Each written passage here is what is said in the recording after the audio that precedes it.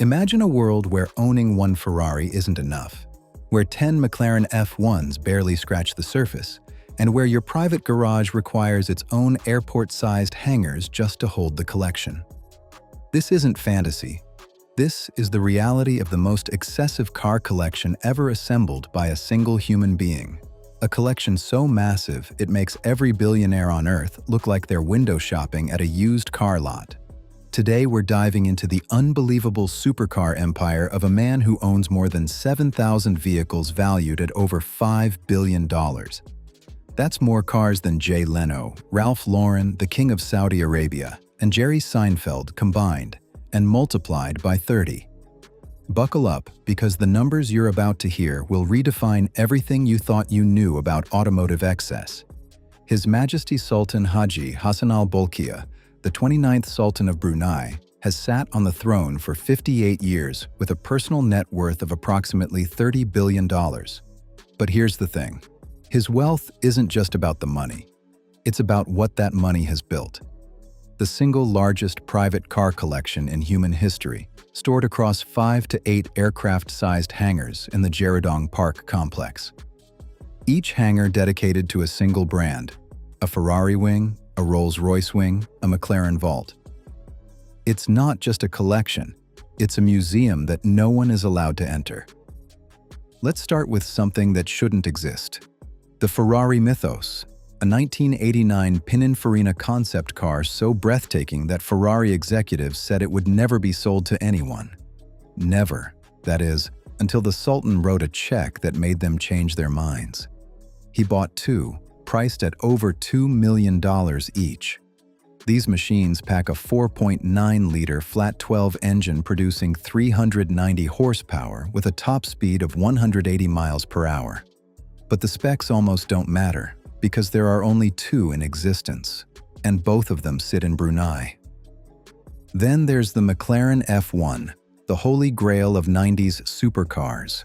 Powered by a naturally aspirated 6.1-liter BMW V12 producing 627 horsepower, with a 0 to 60 time of just 3.2 seconds and a top speed of 240 miles per hour. It remains one of the fastest cars ever built. Most collectors would sell a kidney for just one. The Sultan, at his peak, owned 10, including the ultra-rare F1 LM, of which only 5 were ever produced. Today, each F1 is valued between $20 and $25 million, meaning his McLaren collection alone is worth somewhere between $140 and $175 million. But here's where it gets truly insane. He didn't just buy supercars. He commissioned vehicles that didn't exist. The Ferrari 456 GT Venice is perhaps the most legendary. A four-door station wagon, Ferrari powered by a 5.5-liter V12. Ferrari never made a station wagon for anyone except the Sultan, who ordered 7 of them at approximately $1.5 million each. 6 remain in his collection today. These are not production cars.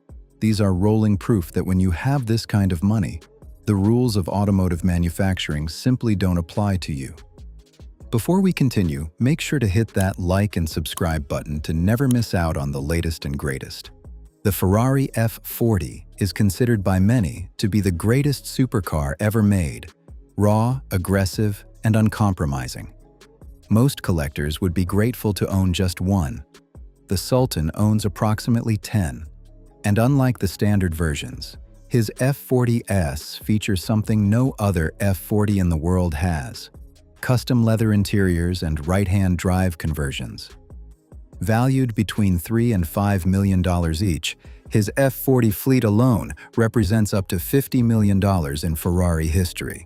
His Ferrari F50 collection is equally staggering, approximately 5 units, including rare right-hand drive versions. The F50 packs a 4.7-liter V12 derived from Formula One technology, hitting 60 miles per hour in 3.7 seconds with a top speed of 202 miles per hour.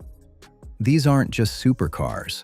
They're rolling pieces of motorsport engineering that most enthusiasts will only ever see behind velvet ropes at car shows. Then there's the Porsche, 911 GT1 Strassen version, one of only 25 ever built for road use. This homologation special features a 3.2-liter twin-turbocharged flat-six producing 537 horsepower with a top speed of 191 miles per hour. Valued at over $12 million today, it represents one of the rarest Porsches ever manufactured. And yes, he has one. But the Sultan didn't stop at sports cars. 20 years before Bentley launched the Bentayga and created the luxury SUV market, he had already solved that problem. The Bentley Dominator was a bespoke SUV built exclusively for him in 1996 at a cost of $4.6 million per unit. Powered by a 6.75-liter turbocharged V8, it was the world's first true luxury off-roader. He ordered 6. The market wouldn't catch up to his vision for another 2 decades. The Lamborghini LM002 was already one of the most aggressive vehicles ever built, but that wasn't enough for him. His collection includes the only factory-sanctioned LM002 station wagon in existence, a vehicle so rare that most automotive historians didn't even know it had been built until former employees leaked photographs decades later. His Rolls-Royce collection deserves its own category. The Star of India is valued at approximately $14 million, featuring 24-karat gold-plated surfaces and full armor plating. This isn't just a car. It's a mobile fortress designed for a man who treats security and luxury as inseparable concepts. And this is just one of hundreds of Rolls-Royces in the collection. During the 1990s, the Sultan and his brother Prince Jeffrey were spending approximately $500 million per year at Rolls-Royce and Bentley alone, often paying 3 to 5 times the standard retail price just for bespoke customization. The Ferrari FX might be the most technically fascinating car in the entire collection. Built in 1995, it combines a Testarossa engine with a Williams Formula One semi-automatic gearbox, technology that wouldn't appear in production Ferraris for years afterward. He ordered 6 of them, essentially commissioning Ferrari to build him a road-legal F1 car half a decade before anyone else had access to that technology. Maintaining this empire requires infrastructure that rivals some small countries.